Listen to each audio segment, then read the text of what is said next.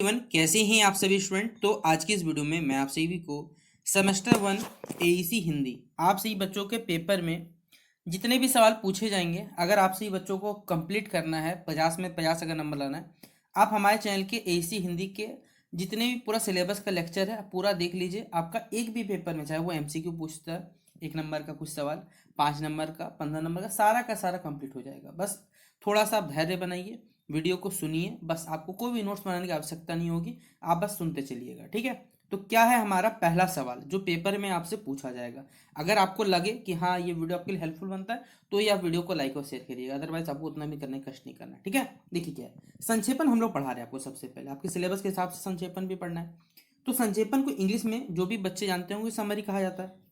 इसकी विशेषताएं बतानी है, इसके कैरेक्टरिस्टिक बताने हैं और इसका क्या इंपॉर्टेंस है, महत्व बताना है। यानी 3 चीज इसमें है। ये सवाल आपको 3 सवाल इसमें छोड़ के जा रहा है। पहला क्या है, संक्षेपण क्या होता है ये बताइए। दूसरा, इसकी विशेषताएं क्या बताइए और इसका महत्व बताइए। आपको हिंदी में छोटे छोटे सवाल मिलेंगे, लेकिन इसका जो मतलब होता है वो बहुत डीप लेवल होता है यहाँ पर। तो आइए जानते हैं क्या होता है सबसे पहले संक्षेपण।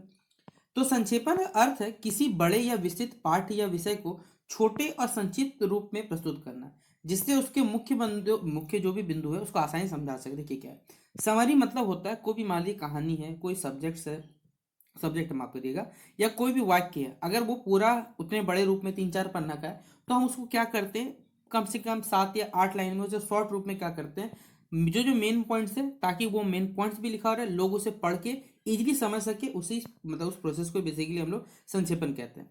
संक्षेपण में अक्सर क्या करते हैं हम लोग, जो विस्तृत विवरण देते हैं और उदाहरणों को छोड़ के क्या करते हैं, जितनी भी जो महत्वपूर्ण जानकारी है और उसको सारांश दिया जाता है हमारे पास। यानी उसमें बेसिकली जो जो मेन इंपॉर्टेंट फैक्ट्स हैं उनको लिखा जाता है, कुछ एग्जांपल्स बताए जाते हैं और कहानी को समझाया जाता है। ये समरी में बेसिकली दिया जाता है, ठीक है।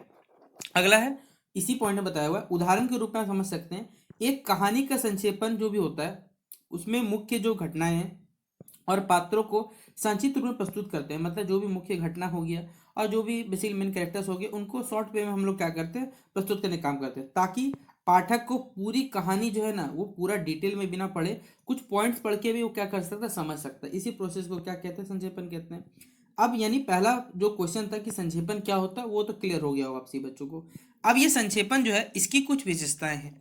क्या विशेषताएं हैं आइए बात करते हैं। सबसे पहले तो इसमें सारांश रूप में जानकारी दी हुई रहती है। मतलब संक्षेपण में जो भी मुख्य बिंदु है, घटनाएं हैं या विचार है, उनको संक्षेप और सरल रूप से हम लोग क्या करते हैं, प्रस्तुत करते हैं। यानी शॉर्ट वे में उसे हम इस प्रकार यूज करते हैं ताकि इजीली लोग उसे पढ़ के समझ सकते हैं।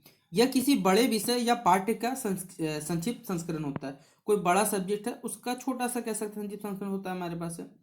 अगला पॉइंट है इसमें अत्यधिक संक्षिप्तता। मतलब संक्षेपण है, देखिए कोई भी आप लोग अनावश्यक मतलब कोई जो जरूरी जानकारी नहीं है उसको मत लिखिए। उदाहरण या जो भी लंबी व्याख्या आप उसको छोड़ सकते हैं। केवल जो जो मेन पॉइंट्स है और मेन जानकारी आप उसी को क्या करें उसमें इंक्लूड कर सकते हैं।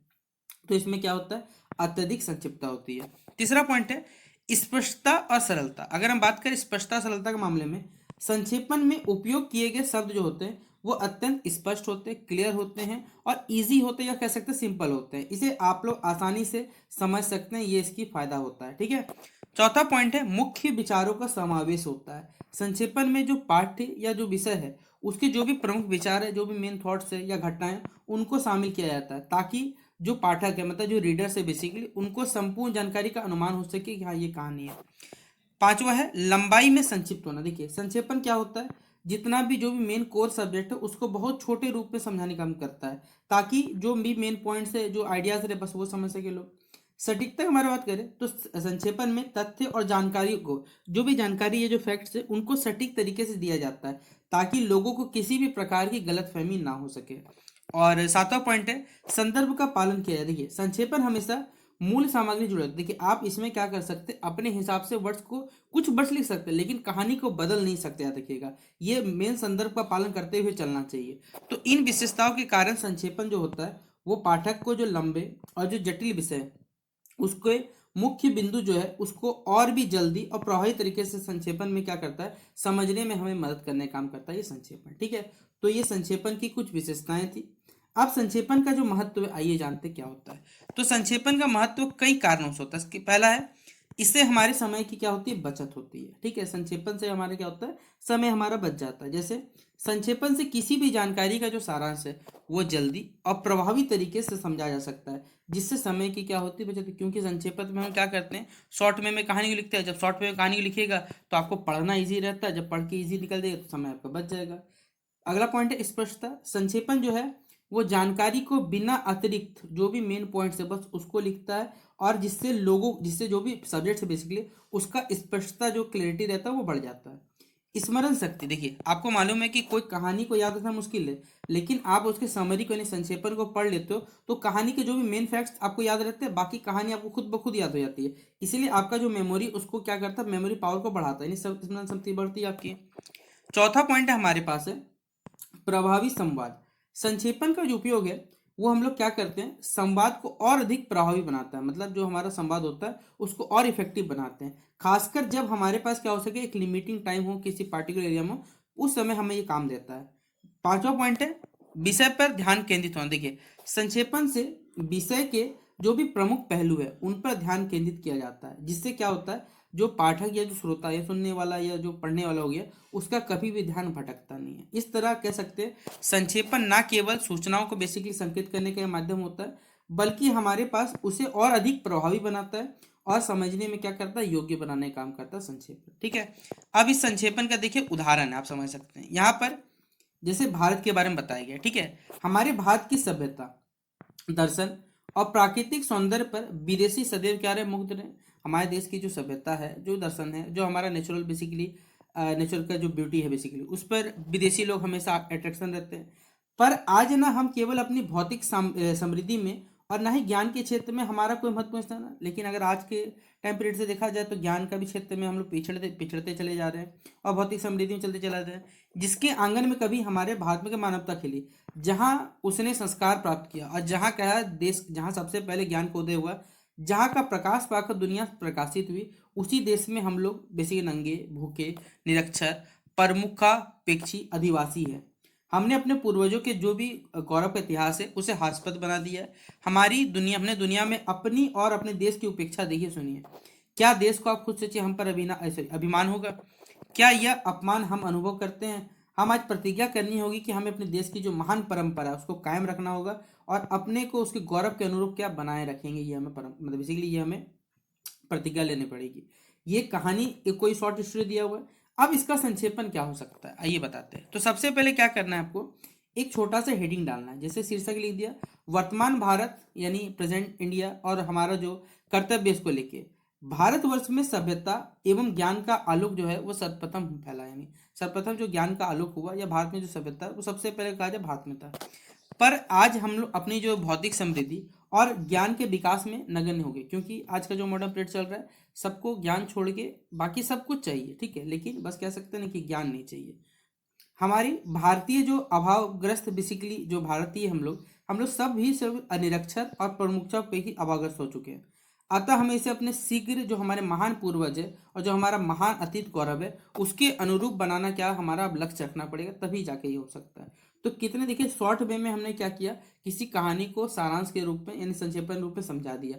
यही होता है हमारे पास संक्षेपण। तो हमने आपको संक्षेपण बताया, संक्षेपण की विशेषताएं बताएं, संक्षेपण में महत्व भी बताया और संक्षेपण का एक उदाहरण भी देके आपको समझा दिया कि किस प्रकार आप कोई भी कहानी का समरी को लिख सकते हो। तो उम्मीद करूंगा कि ये पहला सवाल 15 मार्क्स अगर पेपर में पूछा जाता है तो आप इसे खुद ब खुद भी बना के अपने शब्दों में लिखना चाहे लिख सकते हैं। तो अगर अब तक अगर लगता है कि आपको ये वीडियो आपके लिए हेल्पफुल बना है, आप वीडियो को लाइक कर सकते हैं और दोस्तों को बता सकते हैं कि हाँ शॉर्ट टॉक्स यूट्यूब चैनल पे आप सही बच्चों को फ्री ऑफ कॉस्ट कंटेंट तो मिलता ही मिलता है, साथ ही साथ बेस्ट कंटेंट मिलता है, ताकि आप सही बच्चों का पेपर में जितने सवाल होंगे वो सारे के सारे बन सकते हैं। ठीक है, ये पहला सवाल था।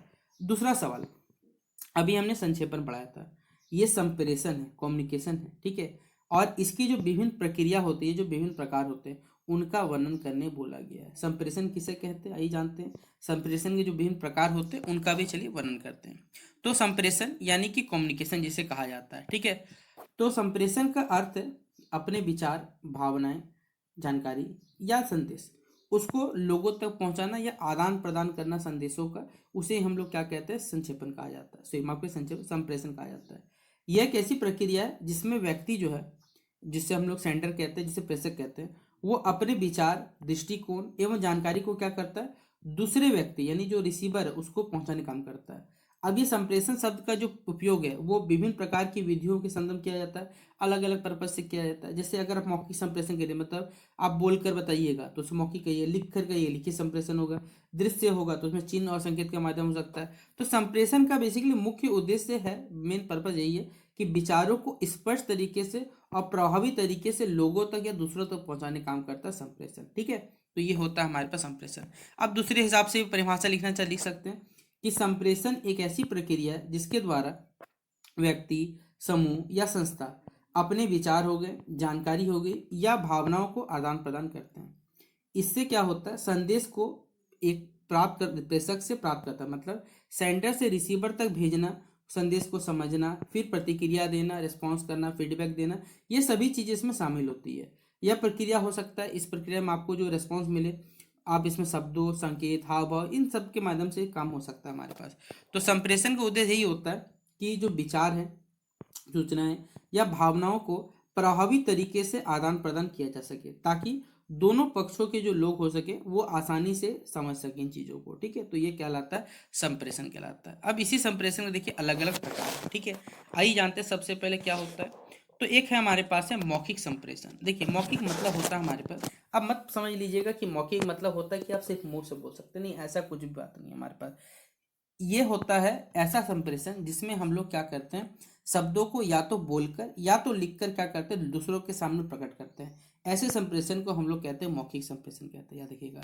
और लिख कर करिएगा तो हो सकता है ईमेल है, लेटर्स है। बोल के करिएगा तो आपके भाषण है, बातचीत कर सकते हैं टेलीफोन के माध्यम से। ये सभी चीजें क्या होता है, मौखिक संप्रेषण में शामिल होता है। दूसरा है अमौखिक संप्रेषण, जिसे कहते हैं नॉन वर्बल कम्युनिकेशन। इसमें शब्दों का प्रयोग नहीं होता, इसमें हमारी शारीरिक भाषा यानी बॉडी का लैंग्वेज हो गया, चेहरे के हाव भाव हो गए, हमारे इशारे हो गए, इंटेंशन हो गया, शरीर की स्थिति होगी, या फिर संकेतों के माध्यम से हम क्या करते हैं, जानकारी भेजा जाता है। जैसे एक मुस्कान होगी, आंखों की चमक हो गया, हाथों का इशारा से बताना, ये सभी चीज़ें इसमें शामिल होती हैं। ये हमारे पास है लिखित संप्रेषण। हाँ एकदम, इसमें आप क्या करते हो, कोई चीज़ को लिख कर क्या कहते हो, सामने वाले को समझाने की कोशिश करते हो, इसे कहते हैं हम लिखित संप्रेषण। ठीक है, अगला है श्रव्य संप्रेषण, मतलब ऑडिटरी कम्युनिकेशन। जब श्रव्य है तो सुनने वाला होगा हमारे पास है, यानी जिसमें रेडियो, टेलीविजन, पॉडकास्ट, आजकल जो वॉइस कॉल्स होते हैं, ये सभी चीज़ें इसमें शामिल होती हैं। दृश्य संप्रेषण, इसमें क्या होता है, फोटो के थ्रू या फिर कह सकते हैं इमेजेस के थ्रू। अब इमेजेस में हो सकता है पिक्चर से, ग्राफिक्स से, चार्ट से, वीडियो है, सिंबल से, ये सभी चीज़ों का इस्तेमाल इसमें किया जाता है। और एक है हमारे पास है आधुनिक संप्रेषण। ठीक है, आधुनिक संप्रेषण मतलब हमारे पास इसमें हम लोग जो, तो इसमें फेसबुक, ट्विटर, व्हाट्सएप, इंस्टाग्राम, मतलब सोशल मीडिया के जितने जो भी ऐप्स है उसका इस्तेमाल किया जाता है। तो इन विभिन्न प्रकार के संप्रेषण का उद्देश्य यही है कि संचार को प्रभावी बनाए, इफेक्टिव बनाए, और सही तरीके से विचार, संदेश या जानकारी को लोगों तक हम पहुंचा सके, यही इसका उद्देश्य होता है। तो अवधारणा जो है यह दर्शाती है कि संप्रेषण एक जटिल प्रक्रिया, कॉम्प्लेक्स एक हमारे पास प्रोसेस होता है, जिसमें देखिए विभिन्न पहलू होते हैं। जैसे अगर आपका जो संदेश है यानी आपके जो विचार है वो प्रभावी तरीके से लोगों के पास आपने भेजा, अब लोगों को मिला, लोग उसे समझेंगे नहीं समझेंगे, बहुत सारी चीज़ मैटर करता है। इसलिए ये कॉम्प्लेक्स हमारे पास प्रोसेस होता है। और इसके देखिए कुछ कह सकते हैं स्टेप्स होते हैं, जिनमें कुछ पार्ट्स में बांटा गया है। पहला है प्रेषक, यानी जिसे हम लोग सेंडर कहते हैं, यानी संप्रेषण की प्रक्रिया का सबसे पहला तत्व या पहला जो व्यक्तित्व होता है हमारे पास, वो सेंडर होता है, जो सबसे पहले संदेश को यानी मैसेज को क्या करता है, उत्पन्न करता है। यह व्यक्ति हो सकता है, समूह या संस्था, कुछ भी हो सकता है, जो किसी विचार, सूचना या भावनाओं को दूसरों तक पहुंचाने का क्या करता है, प्रयास करने का काम करता है। यानी पहला जो आदमी जो अपने विचार पहुंचा रहा है उसे हम लोग क्या कहेंगे, प्रेषक यानी सेंडर कहेंगे। दूसरा संदेश, मतलब वह जानकारी या वो विचार जिसे प्रेषक द्वारा, जिससे प्रेषक दूसरों तक क्या करना चाहता है, पहुंचाना चाहता है। अब ये संदेश शब्द, इशारा, प्रतीक, कुछ भी किसी भी अन्य माध्यम के जरिए व्यक्त हो सकते हैं। यह मुख्य रूप से वह चीज होती है जिसे हम लोग क्या करते हैं, शेयर करना चाहते हैं। ठीक है, अगला पॉइंट है, तीसरा है माध्यम, मतलब मीडियम या चैनल जिसे कह सकते हैं। यह वो तरीका जिसके माध्यम से हम लोग संदेश को भेज सकते हैं। अब इसमें हो सकता है बोलकर, लिखकर, फोटो के थ्रू, इलेक्ट्रॉनिक गैजेट्स के थ्रू, सोशल मीडिया प्लेटफॉर्म के थ्रू, कई तरह के चीज़ों के थ्रू आप इसको क्या करते हैं, अपने जो रिसीवर है बेसिकली जहाँ तक पहुँचाना है, जिस व्यक्ति को पहुँचाना है, उसको हम लोग पहुँचाने का कार्य करते हैं। ठीक है, और मतलब पहुँचता किसके पास है, तो रिसीवर यानी प्राप्तकर्ता के पास पहुँचेगा। तो प्राप्तकर्ता वह व्यक्ति या कह सकते हैं समूह होता है जिसे संदेश भेजा जाता है। वह संदेश को ग्रहण करता है, मतलब वो संदेश को एक्सेप्ट करता है, और उसका जो अर्थ है, आपका जो संदेश है उसमें क्या मतलब बोला जा रहा है उसको समझने की कोशिश करता है। प्राप्तकर्ता की जो भूमिका है संप्रेषण प्रक्रिया में क्या बहुत ही ज़्यादा जरूरी है, क्योंकि वो संदेश को सही तरीके से समझने के लिए सक्षम होना चाहिए। मतलब आपका जो मैसेज है अगर वो समझ लेता तो ठीक है, लेकिन अगर वो नहीं समझ पाता तो उसको खुद भी एबिलिटी तो होना चाहिए कि भाई वो समझो पहले उसको, ठीक है। एक होता है इनकोडिंग करना और एक डिकोडिंग कहलाना है। कोडिंग क्या होता है, एक ऐसा प्रोसेस है जिसमें प्रेषक क्या करता है, मतलब जो सेंडर है अपने विचार, भावना या सूचनाओं को शब्दों, इशारों या संकेतों में बदलता है। मतलब अपने जो विचार है उसको एक कह सकते हैं आप उसे लैंग्वेज में कन्वर्ट करता है। यह संदेश को ऐसे रूप में तैयार करने का कार्य करता है जिससे प्राप्त करता है, मतलब ये संदेश को ऐसे रूप में होता है जिससे जो रिसीवर रहेगा वो पढ़कर समझ सकता है। और डिकोडिंग मतलब डिकोडिंग डिपेंड करता है रिसीवर पर कि रिसीवर उस मैसेज को समझ पा रहा है या नहीं समझ पा रहा है। यह उसके अनुभव, समझ पर निर्भर करता है, इसीलिए वो संदेश को सही तरीके डिकोड कर सके। सातवां पॉइंट है हमारे पास है शोर, यानी जिसे नॉइज कहते हैं, ठीक है। शोर से तात्पर्य यह है कि किसी प्रकार की रुकावट जो संप्रेषण प्रक्रिया को क्या कर सकता है, बाधा डाल सकता है। संप्रेषण यानी कम्युनिकेशन में क्या करे, विघ्न डालने का काम करेगा। अब हो सकता है इसमें भौतिक स्थिति हो, मानसिक हो, भावनात्मक हो सकता है। जैसे हो गया मान लीजिए कोई शोर कर रहा है, कोई भाषा का समस्या है, लैंग्वेज का दिक्कत है, मानसिक भ्रम हो गया, कई तरीके से जो बीच में रुकावट डाल सकता है।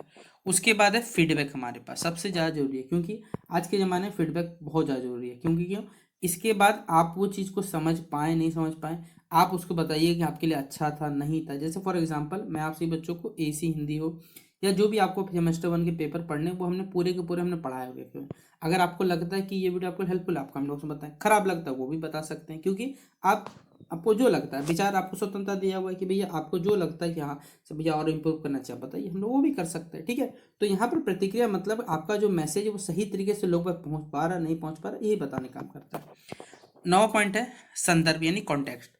संदर्भ वह वातावरण या स्थिति होता है, मतलब इसी वो एनवायरनमेंट या बेसिकली वो कंडीशन है जिसमें क्या होता है, संप्रेषण यानी कम्युनिकेशन होता है। इसमें हो सकता है सामाजिक, सांस्कृतिक, भावनात्मक और भौतिक तत्व इसमें क्या होता है हमारा शामिल होने होता है, ठीक है। जो संप्रेषण को क्या कर सकता है, प्रभावित कर सकता है। जैसे मान लीजिए एक दोस्त के साथ आप बातचीत का संदर्भ लिया जा रहा है और एक बार मान लीजिए कोई पेशेवर को बैठक हो रहा है, ठीक है, दोनों का संदर्भ अलग अलग है। लेकिन अगर आपका जो संदर्भ, जो संदेश के स्वर और प्रकृति को क्या कर सकता है, प्रभावित कर सकता है हमारे पास, ठीक है। अगला पॉइंट है 10वां नंबर हमारे पास है संप्रेषण का उद्देश्य, यानी आपके कम्युनिकेशन करने का पर्पस क्या है। देखिए संप्रेषण का उद्देश्य उस संदेश को साझा करना है जो किसी विशेष मतलब कोई पार्टिकुलर आपका उद्देश्य होगा, कोई एम होगा, उसको प्राप्त करने के लिए भेजा जाता है। तो उद्देश्य क्या हो सकता है, सबका एम अलग अलग हो सकता है। जैसे जानकारी देना हो सकता है, दूसरों को प्रेरित करना हो सकता है, विचारों को आदान प्रदान करना हो सकता है। इन अवधारणाओं को समझना संप्रेषण प्रक्रिया को और क्या करता है, बेहतर बनाता है और प्रभावी तरीके से क्या करता है, संवाद स्थापित करने में हमारे पास मदद करने का कार्य करता है, ठीक है। तो ये पहला क्वेश्चन था हमारे पास है कि संप्रेषण क्या होता है, हमने पहले पढ़ाया हुआ था। संप्रेषण का जो पूरा कंसेप्ट होता है, अवधारणा होता है, ये सवाल पेपर में पूछा गया है। तो 15 मार्क्स का ये सवाल पेपर में पूछा जाएगा तो कंप्लीट होता है, ठीक है। अब इसी संप्रेषण की देखिए विशेषताएं हैं कुछ, ठीक है। आइए इन विशेषताओं पर भी चर्चा करते हैं। तो संप्रेषण की विशेषताएं यानी कैरेक्टरिस्टिक्स ऑफ कम्युनिकेशन, ठीक है, कि संप्रेषण कैसे वर्क करता है, इससे क्या क्या फायदे हैं, क्या होता है हमारे पास, ये सभी चीज़ें ये बताने का काम करता है, ठीक है। तो पहला है इसमें द्विपक्षीय प्रक्रिया, मतलब टू वे प्रोसेस है, क्योंकि इसमें दो लोगों का होना जरूरी है। एक होगा प्रेषक माफ करिएगा, जिसे सेंटर कहते हैं, प्राप्त कर रिसीवर। दोनों सक्रिय रूप से मतलब एक्टिव होना चाहिए, यानी अगर मानना चाहिए जैसे मैं आपसे बच्चों पढ़ा रहा हूँ, अब आपको पढ़ने का मन ही नहीं है तो भाई क्या कर सकता है, तब तो फिर ये काम ही नहीं करेगा। लेकिन अगर आपको पढ़ने की इच्छा है, मैं आपको पढ़ा रहा हूँ, तो हाँ इसमें आपको क्या होगा, समझ में भी आएगा और अच्छे तरीके से आपका पेपर भी जाएगा, ठीक है। तो ये द्विपक्षीय प्रक्रिया होता है, टू वे प्रोसेस होता है। सेकंड नंबर पॉइंट है सूचनाओं का आदान प्रदान होता है। इंफॉर्मेशन का क्या होता है, एक्सचेंज होता है। देखिए संप्रेषण का भी मुख्य उद्देश्य यही है कि सूचनाएं होगी, विचार होगे, भावनाएं होगी या संदेशों का आदान प्रदान किया जाता है। यह प्रक्रिया क्या करता है, जानकारी को एक व्यक्ति से दूसरे व्यक्ति तक क्या करता है, पहुंचाने का कार्य करता है। तीसरा पॉइंट है संदेश की स्पष्टता। देखिए मैसेज का यहाँ क्लैरिटी होना। संप्रेषण का संदेश का संप्रेषण में क्या होना चाहिए, जो आपका मैसेज है वो बहुत ज़्यादा क्लियर होना चाहिए, क्योंकि अगर यह अस्पष्ट होगा या इसमें क्लैरिटी नहीं होगा तो लोग उसे समझ नहीं पाएंगे। जब लोग समझ नहीं पाएंगे तो कई तरीके से देखिए शब्दों के बहुत सारे गलत मीनिंग में निकल सकते हैं। इसीलिए हमें संप्रेषण जो संदेश होना चाहिए वो स्पष्ट होता है। फिर अगला पॉइंट है प्रतिक्रिया, मतलब फीडबैक देना। संप्रेषण का सबसे महत्वपूर्ण विशेषता है फीडबैक देना, ठीक है ना, प्रतिक्रिया देना। अब ये संदेश को आपका सही तरीके से बताया जाता है कि आपका संदेश सही तरीके पर लोगों पर पहुंचा नहीं पहुंचा, सफल हुआ नहीं, बताना, यही काम करता है फीडबैक। पांचवा पॉइंट है मीडियम। जैसे हमने क्या किया यहाँ पर, मीडियम मतलब जिस रास्ते के थ्रू आपके पास वो संदेश पहुंचेगा। हो सकता है वो बोल कर पहुंचे, लिख कर पहुंचे, डिजिटल प्लेटफॉर्म के थ्रू पहुंचे, सोशल मीडिया बहुत सारे ऐप्स उसके थ्रू पहुंचे। तो कई तरीके से हम आपके पास पहुंचना चाहिए। छठा पॉइंट है हमारे पास संदर्भ यानी कंटेक्स्ट, जिसे हम लोग कहते हैं बेसिकली। संप्रेषण हमेशा किसी भी मान लीजिए संदर्भ या वातावरण के में होता है, जैसे इसमें बहुत सारे भौतिक, सामाजिक, सांस्कृतिक और भावनात्मक स्थितियां शामिल होती है जो संप्रेषण को क्या करता है, प्रभावित करता है। इसलिए सही संदर्भ में सही समय में वो ज़्यादा प्रभावी हो सकता है हमारे पास है। और शोर या जो नॉइज होता है बेसिकली ये क्या करता है, संप्रेषण प्रक्रिया में रुकावट पैदा करता है, जिससे आपका जो संदेश है वो अस्पष्ट हो सकता है। ठीक है। फिर है सार्थकता यानी मीनिंगफुलनेस होना चाहिए हमारे पास है। संप्रेषण का उद्देश्य जो होना चाहिए वो केवल सूचनाओं का आदान प्रदान नहीं होना चाहिए, बल्कि वो प्राप्तकर्ता के लिए क्या होना चाहिए, अर्थपूर्ण होना चाहिए, मीनिंगफुल होना चाहिए और समझने योग्य होना चाहिए। एक जो सार्थक संदेश है तभी प्रभावी होता है जब वो प्राप्तकर्ता के लिए उपयोगी और उपयुक्त हो। बेसिकली एक हमारा जो सार्थक संदेश कब हो सकता है, जब वो रिसीवर के पास पहुंचे और रिसीवर के लिए वो यूजफुल हो और उसके लिए अच्छा हो हमारे पास। ठीक है। नौवा पॉइंट है मूल्य और संस्कृति, मतलब वैल्यूज एंड कल्चर। संप्रेषक में प्रेषक यानी जो सेंडर और प्राप्तकर्ता रिसीवर दोनों की जो सांस्कृतिक पृष्ठभूमि और जो मूल्य है, ठीक है, वो महत्वपूर्ण होते हैं। संस्कृति और मूल्यों के अनुसार क्या करना चाहिए, संदेश की समझ होनी चाहिए और उसकी जो व्याख्या है वो बदल बदल सकती है हमारे पास है। 10वां पॉइंट है हमारे पास है समय और स्थान के बारे में बात करते हैं। देखिए संप्रेषण का समय और स्थान भी बहुत महत्वपूर्ण करता है। किसी विशेष समय पर किसी सही संदर्भ में वो अधिक प्रभावी होता है। संदेश की जो प्रासंगिकता होती है और प्रभाव जो है वो समय और स्थान पर क्या करता है, निर्भर करने का काम करता है। इन विशेषताओं को ध्यान में रखते हुए आप कह सकते हैं कि संप्रेषण की प्रक्रिया को और अधिक प्रभावी और सफल बनाया जा सकता है, जिससे विचार और जो संदेश है हमारे पास है उसका आदान प्रदान सटीक तरीके से हमारे पास हो सके, ये बताया गया है। ठीक है। तो किसी विचार, भाव या जानकारी को विस्तार करके उसे और ज़्यादा स्पष्ट और गहरा बनाना है। ठीक है। अभी हम लोग जानते हैं, ये पहले बताते समझते क्या है अगला क्वेश्चन। ये अगला क्वेश्चन का हमारे पास है। ठीक है। टॉपिक है और ये वाला पेपर में 100% आएगा। पल्लवन किसे कहते हैं। आप प्रीवियस ईयर क्वेश्चन पेपर निकाल लीजिए, 1 साल का, 2 साल का, 3 साल का, आपको ये क्वेश्चन मिलेगा ही मिलेगा। ठीक है। ये 100% आने वाला सवाल है, इसको स्टार मार्क कर लीजिए। अब सवाल को ये पेपर में पूछा जाएगा आपको। अभी तक हमने आपको 2 क्वेश्चन करवा दिए। अगर आपको लगता है कि अब तक भैया ने आपने जो पढ़ा है वो हमें अच्छे से समझ में आया, आप कमेंट बॉक्स में अपने विचार बता सकते हैं, दूसरों को वीडियो शेयर कर सकते हैं, वीडियो को लाइक कर सकते हैं, चैनल पे न्यू है सब्सक्राइब कर सकते हैं, लगे अगर आपको ये वीडियो अच्छा लग रहा तो ही। ठीक है। तो पल्लवन क्या होता है ये सबसे पहले जानते हैं। देखिए कोई भी निर्धारित विषय है या कोई मान लीजिए कोई स्टेटमेंट है, उक्ति है, कोई विवेचन बिंदु है, उसको उदाहरण दिया हुआ, तर्क दिया हुआ है आदि से पुष्ट करते हुए, इतना आपको डीप में नहीं समझाते, चलिए हटाइए गोली मारते, इतना आपको शायद डीप में समझना हो। मान लीजिए कोई चीज़ है, कह सकते हैं बहुत डीप लेवल में लिखी गई है, जैसे लिखा हुआ है सूत्र रूप में लिखी गई या कही गई बात के गर्भ में भाव और विचारों का एक पुंज छिपा होता है। विद्वान जन एक पंक्ति पर घंटे बोलते हैं और कई बार तो एक पूरी पुस्तक ही रच डालते हैं। यही कला क्या है, पल्लवन कहलाती है। पल्लवन का यह अर्थ नहीं है कि उस कथन का अर्थ या भाव लिखा जाए, उसकी व्याख्या के लिए अपितु उसका मूल भाव वक्ताओं के मंतव्य को स्पष्ट करना होता है हमारे पास। यानी देखिए क्या है, पल्लवन बेसिकली हमारे पास एक ऐसा प्रोसेस है, ठीक है, जिसमें क्या है, विचार है, भाव या जानकारी को आप क्या करते हैं, कोई भी पॉइंट है उसका विस्तार पूर्वक और ज्यादा और गहरे ढंग से, ठीक है, उसे प्रस्तुत करते हो लोगों के सामने। यही क्या कहलाता है, हमारे पास पल्लवन कहलाता है। मतलब अगर मैं कहूँ, जैसे मान के चलते हैं, जैसे आपने नाम सुना होगा ईद का चांद होना, ठीक है, ईद का चांद होना का शाब्दिक अगर मुहावरे है तो बोले भैया इसका तो होता है बहुत दिनों के बाद दिखा। लेकिन अगर इसी चीज को हम इसके विचार, भावना और इसकी जो जानकारी उसको बड़े पैमाने पर या कैसे विस्तृत रूप में आपके सामने प्रस्तुत करें और उसे ज़्यादा स्पष्ट और थोड़ा डीप वॉइस में आपको समझाएं, तो ये प्रोसेस ही क्या कहलाता है, पल्लवन कहलाता है। इससे हमें विस्तारन, भाव विस्तारन हो गया, पल्लवन, ये सब इसे ही नाम कहा जाता है। और इससे क्या होता है, इस पल्लवन के जरिए जितने भी जटिल ये जो कठिन चीज़ें उनको सरल और समझने योग्य हमारा बनाता है पल्लवन। तो सबसे पहले उम्मीद करूंगा कि पल्लवन समझ में आया क्या कहता है, कि कोई भी मान लीजिए वर्ड है उसको आप क्या कर सकते हो, अपने हिसाब से विचारों को यहाँ पे इस्तेमाल करके उसे ईजिली तरीके से लोगों तक समझा सकते हो। ये प्रोसेस क्या कहलाता है, पल्लवन कहलाता है। ठीक है। अब इसके देखिए कुछ महत्व है और इसके कुछ नियम होते हैं। सबसे पहले ये नियम को जानते हैं कि पल्लवन के कुछ नियम होने चाहिए। तो नियमों के बारे में बात करें तो पल्लवन के लिए जो भी मूल अवतरण के जितने वाक्य दिए गए, कोई भी मान लीजिए कोई टॉपिक दिया गया, सूक्ति है, लोकगीति है, उसको पहले ध्यानपूर्वक पढ़ना है और उसके अंदर जो संपूर्ण भाव है उसको आपको अच्छी तरह से समझ में आना चाहिए। उसके बाद मूल विचार अथवा भाव के नीचे जो भी कोई अर्थ दबे रह गए उन विचारों को आपको सबसे पहले समझने का चेष्टा करना चाहिए, मतलब कोशिश करना चाहिए। और मूल और गौण विचारों को समझ लेने के बाद आपको क्या करना चाहिए, एक एक करके उसके भीतर जितने भी निहित विचार है उनको एक आपको अनुच्छेद में लिखना चाहिए, लिखना आरंभ करना चाहिए, ताकि देखिए कोई भी भाव या जो भी उसका विचार है वो छूट ना जाए। उसके बाद क्या करना चाहिए, अर्थ अथवा विचार का आपको क्या करना चाहिए, विस्तार पूर्वक करते समय उसकी पुष्टि में जहां जहां या जहां तक ऊपर से कुछ उदाहरण और तथ्य भी दे सकते हैं, मतलब आपको लगता है कि वो स्टेटमेंट तो आप अपने हिसाब से उसमें कुछ जोड़ भी सकते हैं। पांचवा पॉइंट है भाव और भाषा की अभिव्यक्ति में पूरी स्पष्टता, मतलब अगर आप उसको बता रहे हैं तो आपको उसमें पूरी स्पष्टता होनी चाहिए, मौलिकता होनी चाहिए, सरलता होनी चाहिए। वाक्य छोटे छोटे और भाषा जो होना चाहिए वो अत्यंत सरल होना चाहिए, रखना पड़ेगा। इसमें आप अलंकृत भाषा, मतलब जो अलंकृत अलंकार होता है उसका इस्तेमाल ना करें, वरना फिर आपको दिक्कत हो सकता है। छठा पॉइंट है पल्लवन के लेखन ने जो भी अप्रासंगिक बातें, मतलब कोई भी कहानी से जुड़ा हुआ है उससे अलग नहीं लिखना है, जितना बोला गया उससे रिलेवेंट लिखना है, ठीक है। पल्लवन में लेखक को मूल तथा गौण भाव या विचार की टीका टिप्पणी और आलोचना नहीं करनी चाहिए, मतलब सिंपल सा भाषा बोला जाए कि आपको कुछ भी अलग से नहीं करना है, जितना बोला गया उसी से काम कर चलाना है। पल्लवन की रचना हर हालत में अन्य पुरुष में होनी चाहिए, मतलब यहाँ पर जो अन्य बेसिकली जो रचना होती है वो उसको अन्य पुरुष में रखना चाहिए। पल्लवन जो होना चाहिए वो व्यास शैली की होनी चाहिए, समाज शैली की नहीं होनी चाहिए। इसमें बातों को विस्तार से लिखने का अभ्यास किया जाना चाहिए। और पल्लवन में निम्बात्मक जो होना चाहिए उसका गुण होना चाहिए हमारे पास। तो ये इसको लिखने के कुछ नियम होते हैं। अब इस पल्लवन की आवश्यकता क्यों है या क्या है हमें बताना है।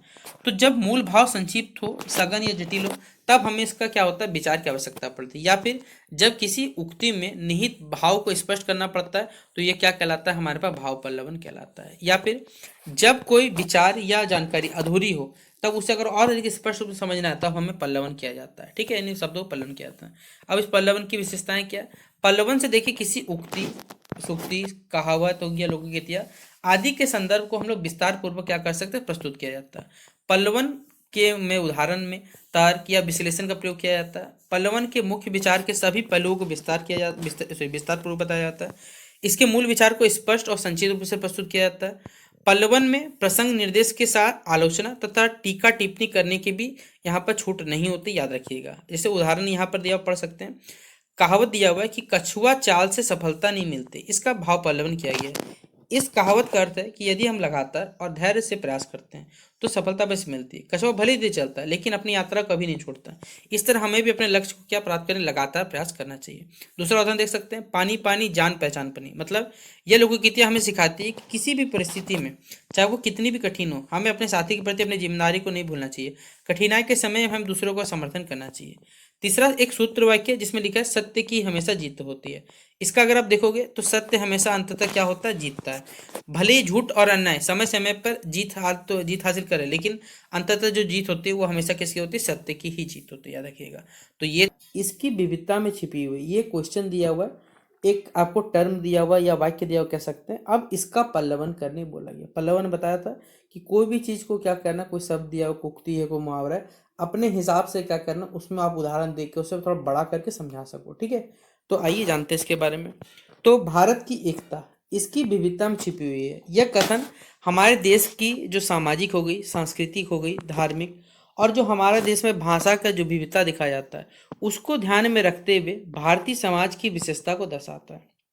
यानी हमारे भारत के बारे में ये जो क्वेश्चन दिया, जो बेसिकली लाइन दिया हुआ है कि भारत की एकता इसकी विविधता में छुपी, यानी ये हमारे बेसिकली समाज के बारे में, हमारे समाज की संस्कृति होगी, परंपरा हो गई, धार्मिक विश्वास हो गया या भाषा की विविधता को ध्यान रखते हुए ये हमारी भारतीय समाज की जो विशेषता है उसको बताने का काम करता है।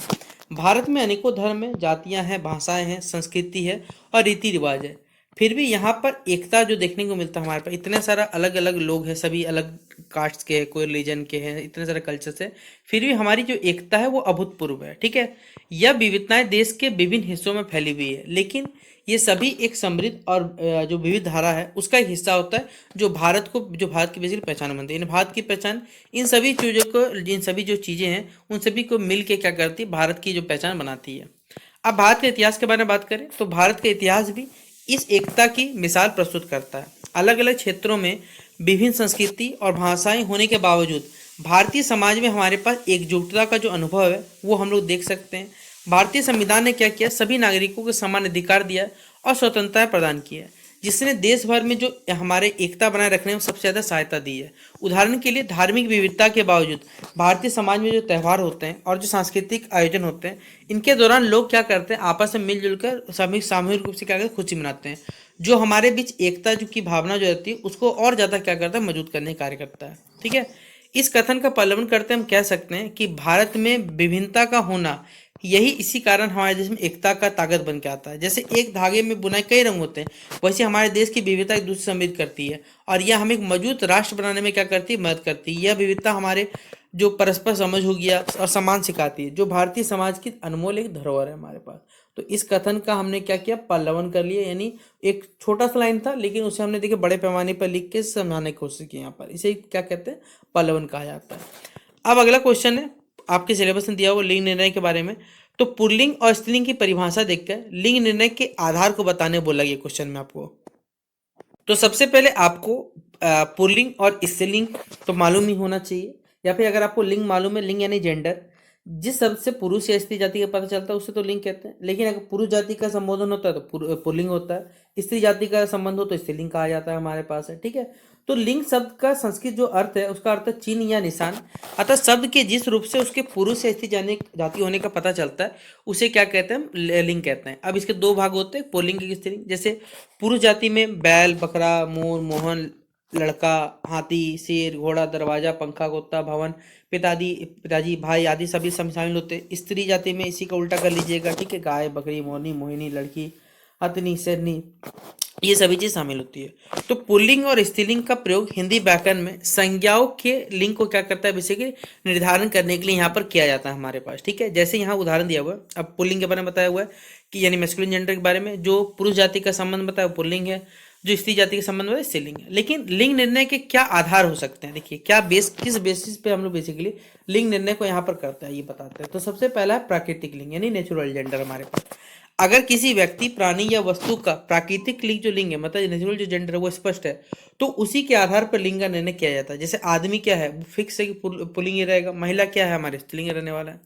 समाप्ति या प्रत्यय, ये देखिए कई बार शब्दों के अंत में जो प्रत्यय लगता है वही क्या करता है, लिंग निर्णय में मदद करता है। जैसे आ जो प्रत्यय है वो शब्द की क्या करता है, पहचान करता है। ठीक है, जैसे यहाँ बताया हुआ है लड़की है, कंबल है, आ का उच्चारण जो रहेगा हमारे पास है तो किस चीज का बताएगा, वो बताने काम करता है हमारे पास है लड़का का। ठीक है, वहीं पर आ के बिना अगर शब्द रहेगा तो वो क्या रह जाएगा हमारे पास, वो पुल्लिंग का बताने का काम करता है। ठीक है, तीसरा पॉइंट है सांस्कृतिक और पारंपरिक दृष्टिकोण से अगर देखा जाए तो, तीसरा है सांस्कृतिक और पारंपरिक दृष्टिकोण पे। देखिए कुछ शब्दों का जो लिंग है वो सांस्कृतिक या पारंपरिक रूप से क्या होता है, निर्धारित होता है। जैसे कि भारत जो शब्द है वो पुल्लिंग है, जबकि भारतीय जो है वो क्या, स्त्रीलिंग है हमारे पास है। अर्थ के आधार पर देखिए यहाँ पर जो अर्थ के आधार पर बताया जा रहा है लिंग निर्णय तय किया है। जैसे कलाकार जो शब्द है वो पुल्लिंग के लिए होता है, वहीं पर कला का लेकिन जो अर्थ होता है वो क्या, स्त्रीलिंग होता है हमारे पास। इस प्रकार लिंग का जो निर्धारण है इन विभिन्न तत्वों के आधार पर हम लोग क्या कर सकते हैं, किया जाता है। अब इसमें हमारे पास बताया हुआ अगला, तो ये था पहला क्वेश्चन हमारे पास लिंक से जुड़े हुए जो सवाल पूछे हैं तो वो कंप्लीट होता है। अब अगला सवाल हमारे पास यहाँ पर है इस क्वेश्चन को कि भाषा संप्रेषण क्या होता है और इसके महत्व के बारे में बताइए। यानी भाषा संप्रेषण, लैंग्वेज कम्युनिकेशन एक ऐसी प्रक्रिया है जिसके माध्यम से व्यक्ति क्या करता है, अपने विचार, भावनाएं, सूचनाएं और इच्छाओं को भाषा के जरिए दूसरों तक पहुंचाने का कार्य करता है। अब यह संप्रेषण जो है द्विपक्षीय होता है, मतलब यहाँ पर दो लोग होने चाहिए बेसिकली, जिसमें भेजने वाला होना चाहिए और प्राप्त करने वाला, जिसे हम लोग प्राप्तकर्ता कहते हैं। भेजने वाला हमारे पास जो सेंडर होता है वो रहना चाहिए और दोनों सक्रिय रूप से क्या होना चाहिए, शामिल होने चाहिए हमारे पास, तभी जाके ये भाषा संप्रेषण हो पाता है। अब इसके देखिए कुछ प्रमुख तत्व है। पहला है हमारे पास है संदेश। तो भाषा संप्रेषण के कुछ प्रमुख तत्व है जिसमें पहला है संदेश। वह जानकारी या विचार जो एक व्यक्ति से दूसरे व्यक्ति तक हम लोग पहुंचाते हैं उसे जब संदेश कहते हैं। फिर भाषा है जिसमें संप्रेषण का जो माध्यम है, जैसे कि बोली है, लिखित रूप है या सांकेतिक जो रूप है, यह भाषा वह सिस्टम बेसिकली जिसके द्वारा लैंग्वेज यानी संदेश का क्या होता है, आदान प्रदान किया जाता है। तीसरा है संदेशदाता यानी सेंडर। जो व्यक्ति संदेश उत्पन्न करता है उसे सेंडर कहते हैं यानी संदेशदाता कहते हैं। जो रिसीव करता है यानी जो प्राप्त करता है उसे रिसीवर कहा जाता है। चैनल होता है मतलब मीडियम, जिसके थ्रू हम लोग क्या करें, बेसिकली मैसेज को भेज रहे हैं। ठीक है, वो लिखित हो सकता है, मौखिक हो सकता है, संकेत के थ्रू हो सकता है। एक होता है इनकोडिंग, एक होता है डिकोडिंग। इनकोडिंग मतलब संदेश को क्या करना, बेसिकली जितने भी संदेश है उनको कुछ ऐसे रूप में लिखना ताकि लोग इजीली क्या कर सकें, उनको पढ़ के समझ सकें। और डिकोडिंग मतलब ये होता है आपने जो संदेश भेजा वो लोग समझ जाएंगे, उसी को डिकोडिंग कहते हैं। उसके बाद फीडबैक होता है कि लोगों को जो आपने जानकारी दी वो सही है गलत, तो लोग उसके बारे में बताते हैं, इसे कहते हैं फीडबैक। और नौवा है हमारे पास विकृति यानी नॉइज। नॉइज क्या करता है, आपका जो संप्रेषण है उसके पीछे रुकावट डालता है। जब रुकावट होगा तो हमारे पास लोगों के बीच में भ्रम की स्थिति पैदा कर सकता है।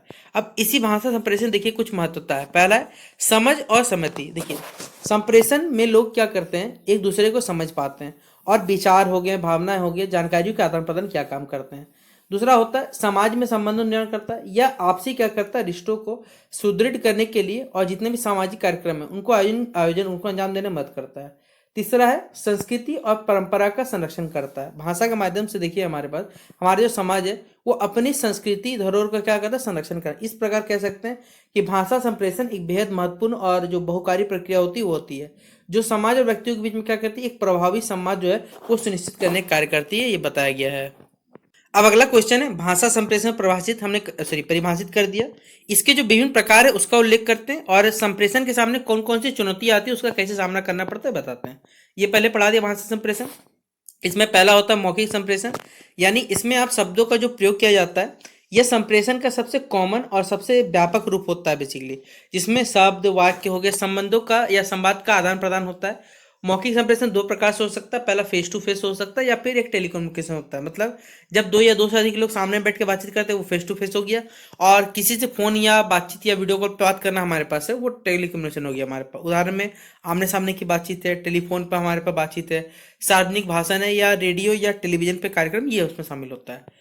लिखित जो संप्रेषण है, इस संप्रेषण हम लोग क्या करते हैं, जो भी चीज लिखी गई है उनका इस्तेमाल करते हैं। इनमें शब्द हो गए, वाक्य हो गए, पैराग्राफ हो गए, इनका इस्तेमाल किया जाता है। और ये भी दो टाइप से मान सकते हैं, एक होता है आधिकारिक यानी ऑफिशियल कॉरस्पॉन्डेंट, एक होता है व्यक्तिगत। मतलब जहाँ सरकारी पत्र, ईमेल, रिपोर्ट्स होते हैं वो सब के सब क्या है, आधिकारिक है। वही आपका पर्सनल लेटर हो गया, ब्लॉग्स हो गए, सोशल मीडिया पोस्ट हो गए, ये सब के सब व्यक्तिगत होते हैं। ठीक है, ये बताया हुआ है। तीसरा है गैर प्रमाणिक, हमारे पास सॉरी जो गैर मौखिक संप्रेषण यानी नॉन वर्बल कम्युनिकेशन। इसमें आप ना शब्द का इस्तेमाल करो ना ही लिखोगे। इसमें क्या करोगे, आप अपना जो भी संप्रेषण है या संदेश को पहुंचाने के लिए शरीर की भाषा, आपके हाव भाव हो गए, चेहरे के भाव हो गए, इशारे हो गए, इन सब की दृष्टि, इन सब के थ्रू आप क्या करते हो, संप्रेषण कर पाते हो। ठीक है, जिसमें आपका शारीरिक भाषा हो गया, ठीक है, जिसमें शरीर के हाथ पाँव हो गए, इशारों के माध्यम से हो गया, चेहरे के भाव से हो गए, जैसे मुस्कान, गुस्सा, चिंता हो गया, आंखों का संपर्क, सीधे आंख में आंख दिखाना हो गया, आंखों से जी चुराना हो गया, ये सभी चीज शामिल होती है। उदाहरण है चेहरे का भाव, जैसे मुस्कान हो गया, गुस्सा हो गया, आपका हाथ के इशारे हो गए, शरीर की मुद्रा, ये सभी चीज शामिल होता है। फिर है दृश्य संप्रेषण, मतलब इसमें जो चीज हम लोग देखते हैं जिसमें ग्राफिक्स है, चार्ट्स है, और भी बहुत सारी चीजें होती है इसमें शामिल होते हैं हमारे दृश्य संप्रेषण में।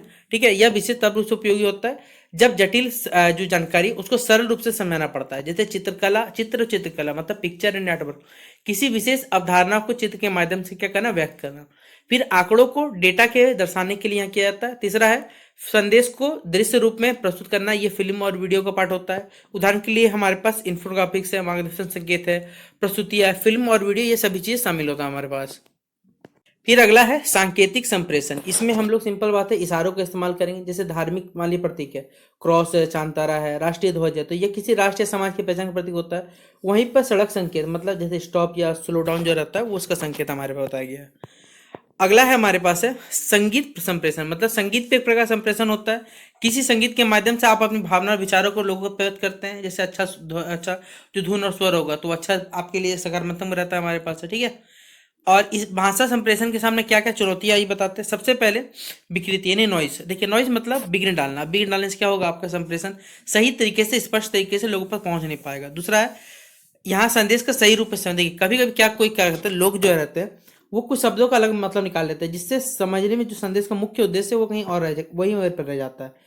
फिर तीसरा है गैर मौखिक संकेतों की व्याख्या करना। ये देखिए शरीर के आपकी भाषा हो गए, हाव भाव हो गया, चेहरे का भाव हो गया, ये सभी के सभी क्या होता है, गैर मौखिक संकेत की व्याख्या करने में काम आता है हमारे पास। बताते हैं समास क्या होता है।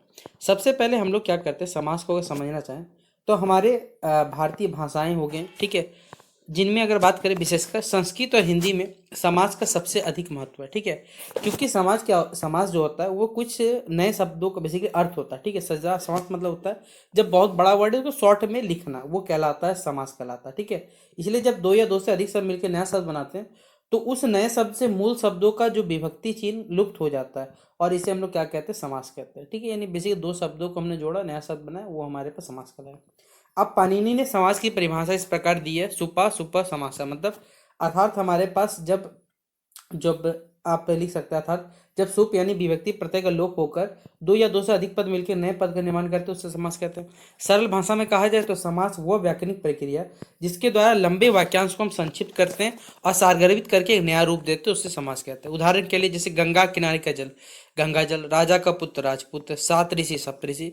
इस प्रकार हम लोग क्या करते हैं, समास भाषा को संक्षिप्त, प्रभावशाली और काव्यात्मक बनाने में क्या करता है, सहायक होता है।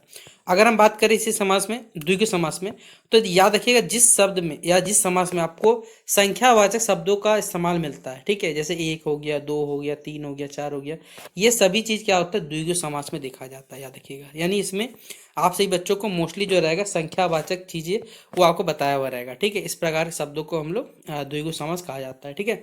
उदाहरण पे त्रिलोकी तीन लोकों वाला, चतुर्भुज चार भुजाओं वाला, द्वारका अनेक द्वारों वाली नगरी, सप्तऋषि सात ऋषियों समूह, द्विपद दो पाँव वाला, चौराहा चार राहों वाला जो रास्ता होता है चौराहा कहते हैं। इस प्रकार आप समझ सकते हैं कि यहाँ पर हमारे पास जहाँ भी अगर संख्या वाले शब्द रहेंगे वहाँ पर उसे हम लोग क्या कहते हैं, द्विगु समास कहा जाता है, ठीक है। बहुब्री समास में बात किया जाए तो जिस समास में बने हुए पद का अर्थ उसके किसी भी अंग में प्रत्यक्ष रूप में ना निकल के बल्कि किसी तीसरे व्यक्ति या वस्तु या गुण को संकेत करता है, उसे बहुब्री समास कहते हैं। जैसे मैं समझाता हूँ, नीलकंठ, ठीक है, का अर्थ अगर आप समझोगे, इसका अर्थ होना चाहिए नीला गला, लेकिन ये तो नहीं है। लेकिन ये किसके बारे में बताता है, हमारे महादेव जी के बारे में बताता है। यानी आपने यहाँ पर डायरेक्टली अगर नहीं समझ पाया, लेकिन आपको तीसरा आदमी के बारे में पता चलता है, हाँ ये उनके बारे में बताया जा रहा है, ठीक है।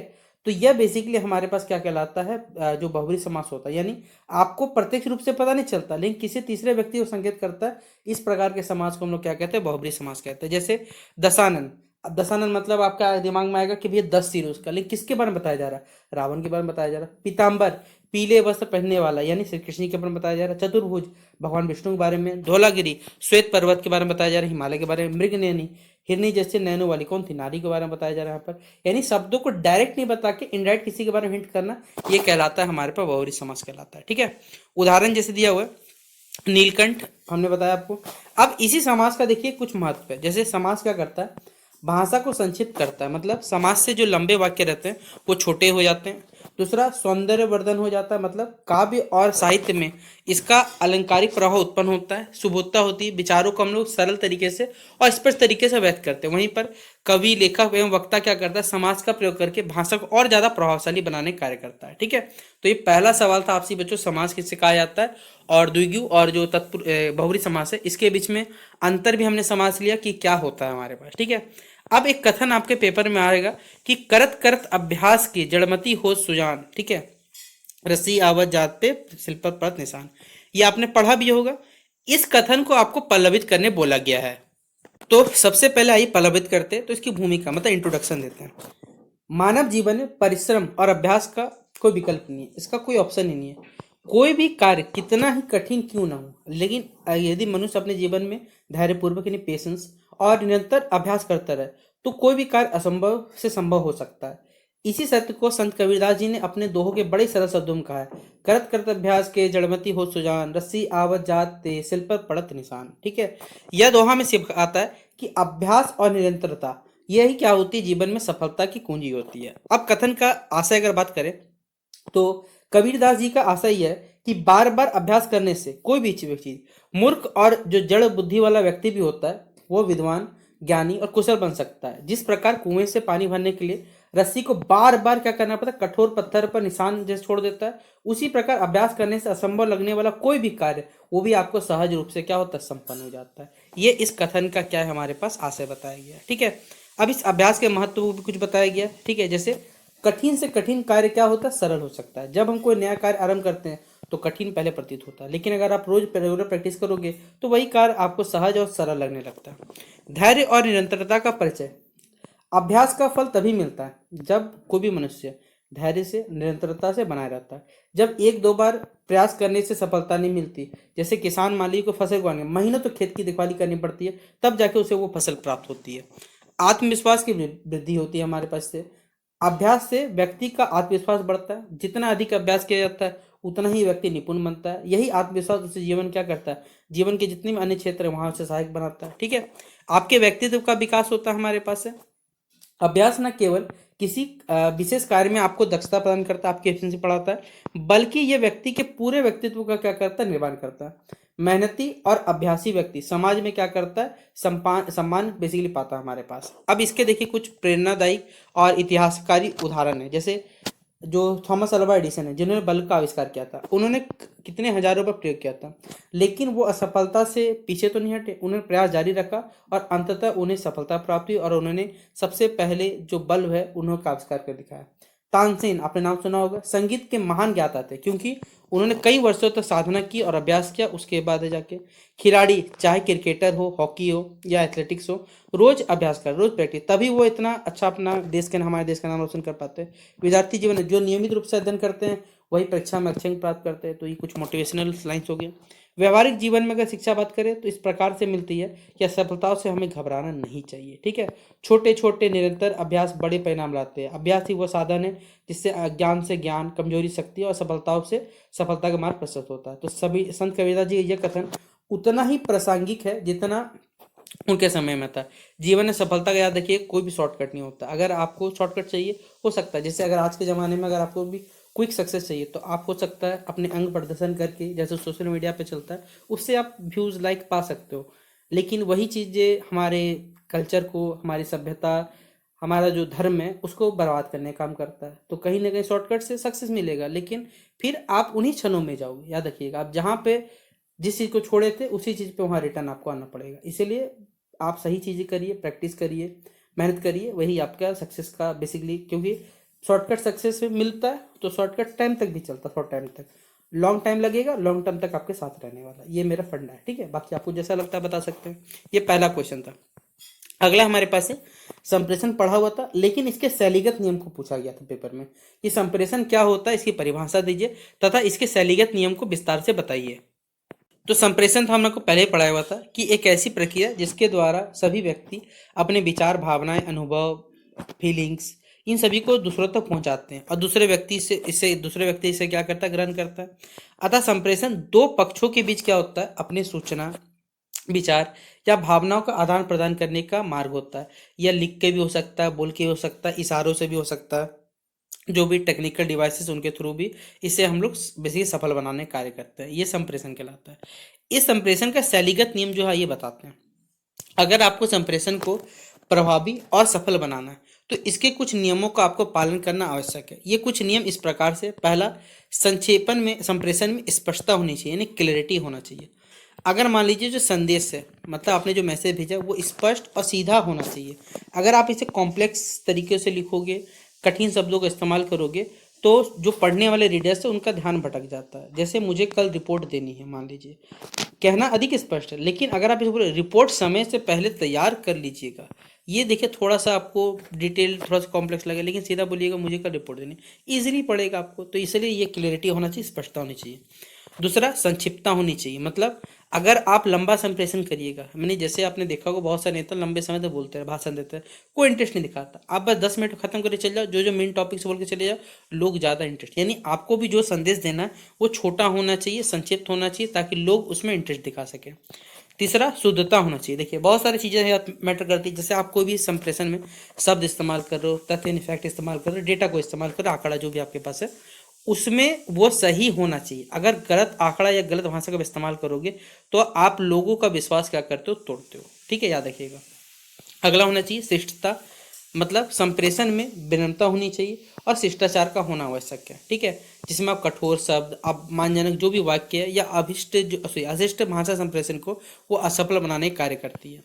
फिर है उपयुक्तता। मतलब इसका कहाँ कहाँ इस्तेमाल है, बेसिकली संप्रेषण का तरीका बेसिकली परिस्थिति और श्रोता के अनुसार होना चाहिए। संप्रेषण का जो तरीका हो सकता है वो परिस्थिति, श्रोता के हिसाब से और पैसे के साथ होना चाहिए।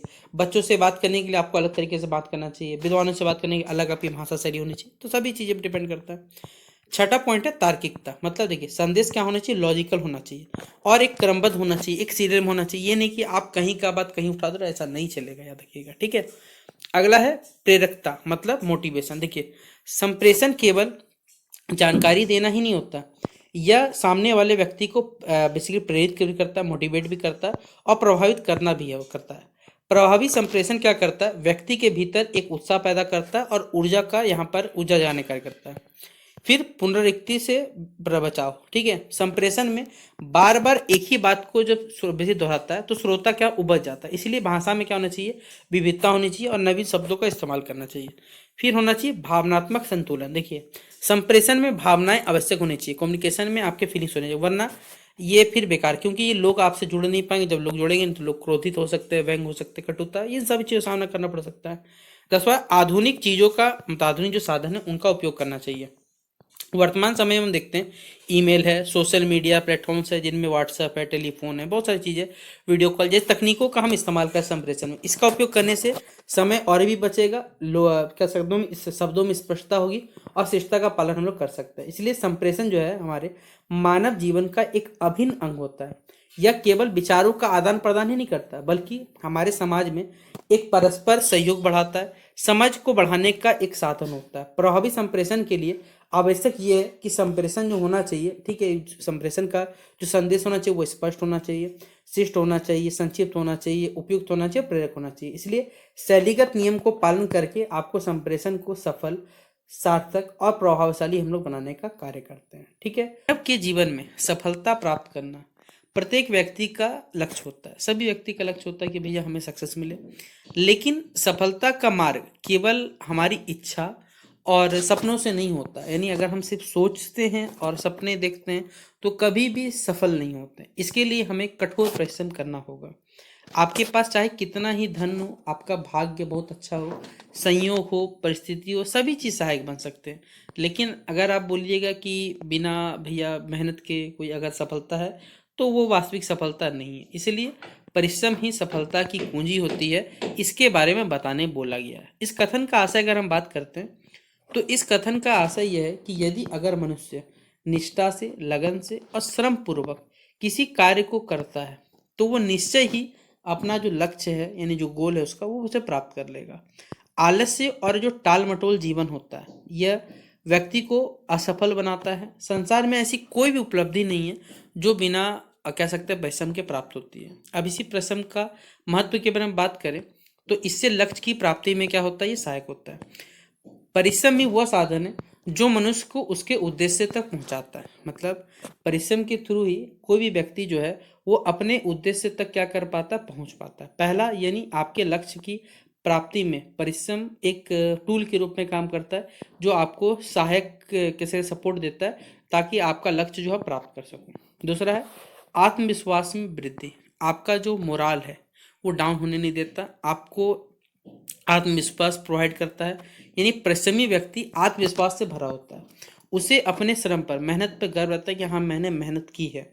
व्यक्तित्व का विकास होता है। परिश्रम से ना केवल आपको सफलता मिलती है बल्कि वो व्यक्ति भी अपने संपूर्ण व्यक्तित्व को क्या करता है, परिष्कृत करने का कार्य करता है।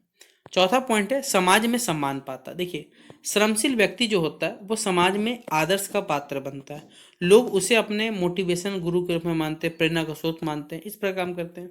अब ऐतिहासिक और जो कुछ प्रेरक उदाहरण ताकि लोग समझ पाए, जैसे महेंद्र सिंह धोनी, आपको मालूम होगा हमारे थल्ला, ठीक है, छोटे शहर से निकल कर, रांची से छोटे शहर से निकल, जब उस टाइम तो भैया रांची छोटा शहर था, आज भले ही कह सकते हैं कि रांची के बड़े शहरों में काउंट किया था, लेकिन उन्होंने कठोर परिश्रम के बल पर आज वो हमारे देश के लिए विश्व में देखिएगा तो फेमस क्रिकेटर में टॉप पे रहते हैं।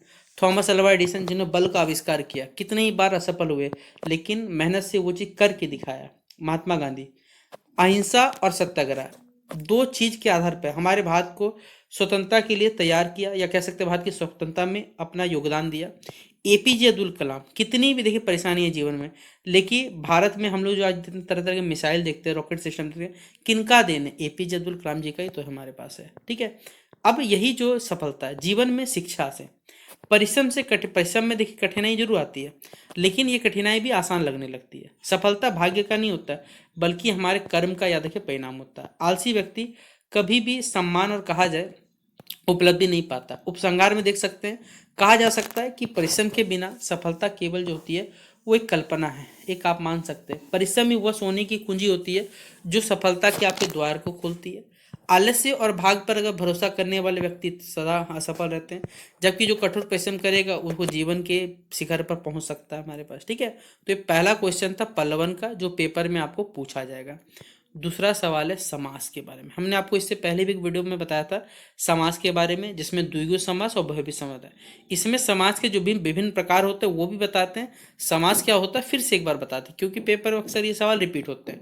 तो हमने आपको बताया था कि जब दो या दो से अधिक शब्द मिलकर एक नया शब्द बनाता है, जो शॉर्ट वर्ड होता है, संक्षिप्त होता है, सारगर्भित होता है, उसको प्रोसेस को ही हम लोग क्या कहते हैं, समास कहा जाता है। जैसे राजा का पुत्र को राजपूत कहा जाता है, गंगाजल गंगाजल गंगाजल होता है, राम जी का वन और राम वनवास होता है। इसी प्रकार पाणिनि जी ने अपने हिसाब से आपको बताया था कि समास की कुछ परिभाषा दी है। अब समास के कुछ प्रकार होते हैं जिनमें टोटल 6 प्रकार से माना जाता है, और भी किताबों में कुछ और भागों में वर्गीकृत किया गया वो अपने हिसाब से। ठीक है, तो पहला था अव्ययीभाव समास, जिसमें जब हमारे पास समस्त पदों का प्रयोग जो होता है अव्यय के रूप में होता है, मतलब क्रिया विशेषण के रूप में हम लोग करते हैं, एडवर्ब के रूप में करते हैं, तो उस समास को हम लोग अव्ययीभाव समास कहते हैं। जैसे यहाँ लिखा हो यथाशक्ति, शक्ति के अनुसार, प्रतिदिन, प्रति और दिन हो गया, उपयुक्त, ऊपर ऊपर कहा गया। तत्पुरुष समास में क्या होता है, जो पहला पद या सॉरी जो पूर्व पद, मतलब कोई पद है उसके पहले वाला और उसके बाद वाला जो उत्तर पद रहता है, दोनों का संबंध में हम लोग क्या करते हैं, बेसिकली षष्ठी चतुर्थी आदि के अनुसार क्या काम किया जाता है, उसे तत्पुरुष समास कहते हैं। जैसे गंगा का जल, अगर सही मैं कहूँ ना तो आप इसमें कारक का इस्तेमाल करते हो। ठीक है, कर्ता ने कर्म को करण से इसका इस्तेमाल, जैसे गंगा जल, गंगा का जल हो गया हमारे पास है, तो यहाँ पर कारक इस्तेमाल हुआ ना, तो इसे हम लोग कहते हैं तत्पुरुष समास कहते हैं। द्वंद्व में हमने बताया था कुछ नहीं करना, द्वंद्व में कोई भी सेंटेंस उसमें अगर ये वाला साइन आप देखते हो समझ जाना ये द्वंद्व समास है, मतलब दोनों का वैल्यू इस समास में, दोनों शब्दों का जो वैल्यू होता है, ये जो महत्व होता है वो समान होता है, ऐसे शब्दों को हम लोग द्वंद्व समास कहते हैं। ठीक है, रात दिन हो गया, राम लक्ष्मण हो गया, सुख दुख हो गया, ठंडा गर्म हो गया, ये सभी चीज शामिल होता है। द्विगु समास बताया था कि हमारे पास क्या होता है, जिसमें संख्यावाचक शब्दों का इस्तेमाल किया जाता है, उसे हम लोग द्विगु समास में रखा जाता है। जैसे त्रिलोकी है, चतुर्भुज है। कर्मधारय में क्या होता है, विशेषण और विशेष का संबंध बताते हैं। विशेषण जो सब संज्ञा सर्वनाम विशेषता बतलाता है, और विशेष जो विशेषण विशेषता बतलाता है उसे विशेषण कहते हैं। नीलकमल, नीला कमल, दोनों विशेषण है, और नीला जो है कमल की विशेषता है हमारे पास है, तो दोनों ही क्या हो जाएंगे हमारे पास, ये कर्मधारय समास है। चंद्रमा, चांद जैसा हमारे पास, राजमहल, राज, ये सभी के सभी क्या कर्मधारय है। और बहुवीर बताया था हमने, जिसमें खुद का अर्थ ना बता के किसी दूसरे की ओर संकेत करता है। जैसे नीलकंठ, नीला कंठ वाला, ये नीला गले वाले, तो शिव जी के बारे में बता रहा है। दशानन हो गया रावण के बारे में, पीताम्बर श्री कृष्ण जी हो गया। तो समाज क्या करता है, हिंदी भाषा को संचित करता है, सुंदर और प्रभावशाली बनाता है। यह न केवल भाषा को सरल और सुबोध कराता है, बल्कि उसकी जो साहित्यिक सौंदर्यता उसको बढ़ाने कार्य करता है, जिसमें ये सारे के सारे जो समास है ये अपनी विशेषता के अनुसार उसमें प्रयोग किए जाते हैं, ये बताया गया हमारे पास। ठीक है, अब इसी समाज से देखिए आपका जो कुछ कुछ समाज से एमसीक्यू क्वेश्चन भी आता है। जैसे राजपथ, ये किस प्रकार का समाज होता है। ठीक है, राजपथ मतलब बेसिकली अगर आप पढ़ोगे तो राजा का पथ, यहाँ पर हमारे पास तत्पुरुष समास हो जाएगा। शेर का पर्यायवाची शब्द क्या होता है, तो याद देखिएगा शेर का पर्यायवाची सिंह होता है हमारे पास। फिर है आधार का विलोम शब्द क्या होता है, तो निराधार होता है। लड़की का लिंग निर्णय क्या होता है, लड़की जो है क्या आपको तो स्त्रीलिंग हमारे पास है। जो कभी ना मरता उसे क्या कहते हैं, तो उसे अमर कहा जाता है। नाक कटना मुहावरे का शाब्दिक अर्थ क्या होता है, उसका अर्थ शर्मिंदा होना होता है हमारे पास। घर का बेदी लंका ढाए, मतलब किसके लिए बात हो रहा है, ये विभीषण के बारे में बोला जा रहा है।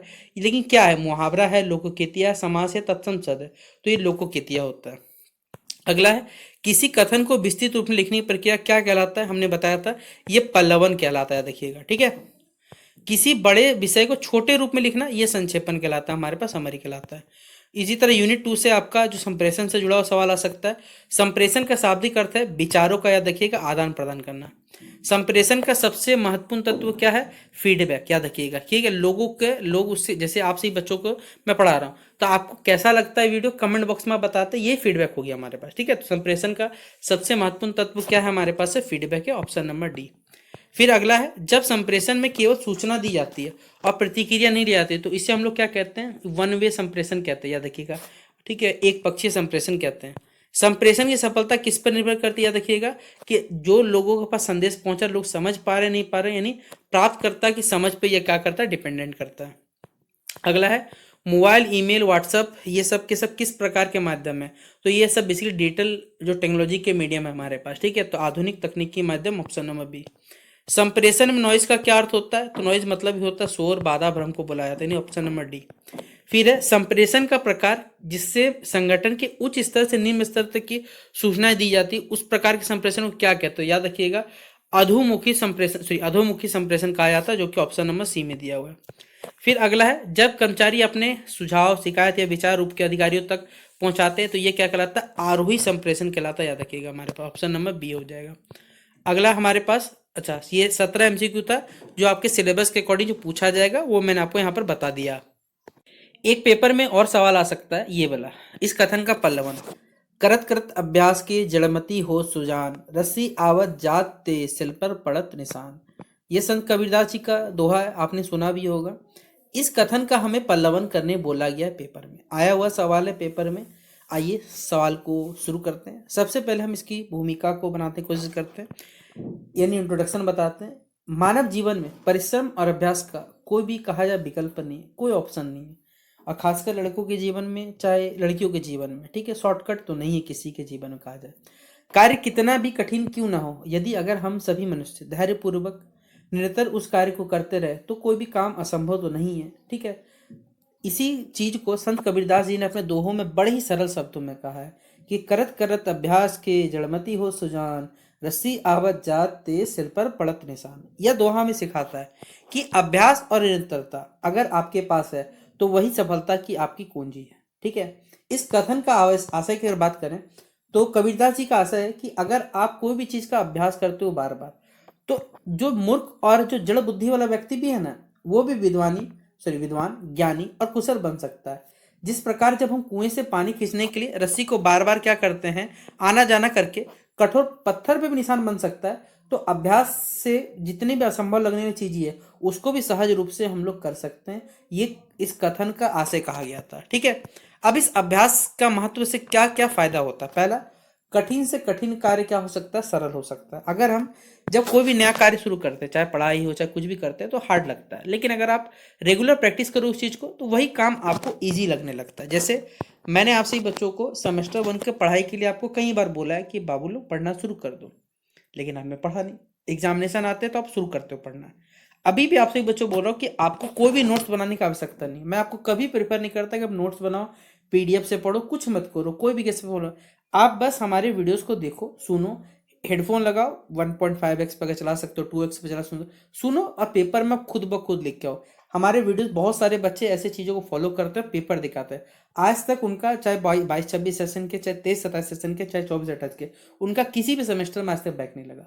तो वो लोग भी तो आप ही की तरह, देखिए बहुत सारे बच्चे ग्रामीण क्षेत्रों से बिलोंग करते हैं, वो इन चीज़ों को समझते हैं कि हाँ भैया ने बताया तो कहीं ना कहीं यहाँ लॉजिक है, और फॉलो करते हैं तो उन्हें फायदा मिलता है। इसी प्रकार कठिन से कठिन कार्य सरल हो सकता है, धैर्य और निरंतरता का परिचय देता है।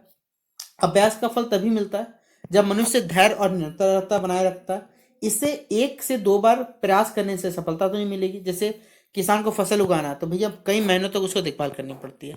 इससे आत्मविश्वास में आपकी वृद्धि होती है, क्योंकि आप प्रैक्टिस करते रहिएगा तो आपका और ज़्यादा क्या होगा, अभ्यास, बेसिकली अभ्यास से क्या होगा, आपका अंदर जो मोटिवेशन रहेगा वो बढ़ेगा और उससे आपको सफलता मिलती है। व्यक्तित्व का विकास होता है। आपके अभ्यास से केवल केवल आपका सिर्फ एफिशिएंसी नहीं बढ़ता, साथ ही साथ आपके पर्सनैलिटी डेवलपमेंट भी क्या करता है, यानी व्यक्तित्व विकास में हेल्प करता है।